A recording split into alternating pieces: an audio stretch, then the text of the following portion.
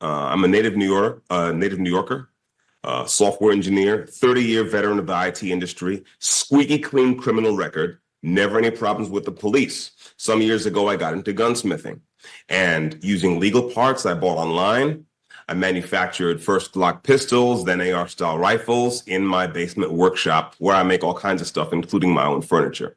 In April of 2022, I was raided by a joint NYPD ATF task force. I think I maybe spoke about it briefly. I don't think I spoke about it like in detail, but I want to give you guys an update to this story. So Dexter Taylor was building his own firearms out of New York. I promise you, man, if you despise the government, you don't despise them enough. I promise you, you don't despise them enough. Building his own firearms, and now he's going to prison, as my man's Jeff Charles highlights here. He's being sentenced to go to prison for the nonviolent crime, no aggressor, no victim, of building his own firearms. To give you an update on the story, which he also covered over at Red State here, and this is what this says. A Brooklyn man has been convicted of 13 weapons charges after having been arrested and charged in 2022 for building his own firearms. The jury found Taylor guilty of second-degree criminal possession of a loaded weapon. That's not a thing. You can't just have something, right, where it's like, hey, criminal possession of an energy drink. Like, what the fuck are you talking about?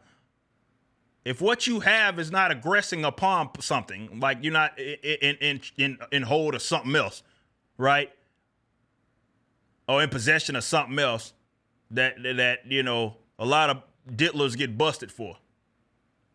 There's an aggressor there, right? There's obviously that's a different thing from just having a gun. 5 counts of criminal possession of a firearm, second degree criminal possession of 5 or more firearms, unlawful possession of pistol ammunition, violation of a certificate of registration, prohibition on unfinished frames or receivers, 2 lesser charges, including 3rd degree criminal possession of 3 or more firearms. The story here. So Dexter, 52-year-old New York native, software engineer, discovered the world of gunsmithing years ago. He decided to take it up as a hobby. However, when a joint ATF NYPD task force discovered he was legally buying parts from various companies, they opened up an investigation that led to a SWAT raid and an arrest. So he was buying parts, probably got him on a list. They looked into him and he ended up getting his shit raided. He is currently being jailed on Rikers Island, Jesus Christ, as he awaits sentencing, which we just knew of that. What happened out of that conviction highlights the ongoing battle for gun rights. Taylor's defense lawyer detailed how Taylor's trial proceeded and highlighted a distinct bias in favor of prosecution. He ended up building 8 pistols, 5 rifles, or 6 rifles, and apparently that was illegal. There is no crime here. And when I say crime, I'm meaning that means that there's a victim. That means that there's an act of aggression. Right? This is the state dictating that you are doing something that they don't want you to do, despite there being no victim, and they're criminalizing you for it. So I'm going to end by saying this.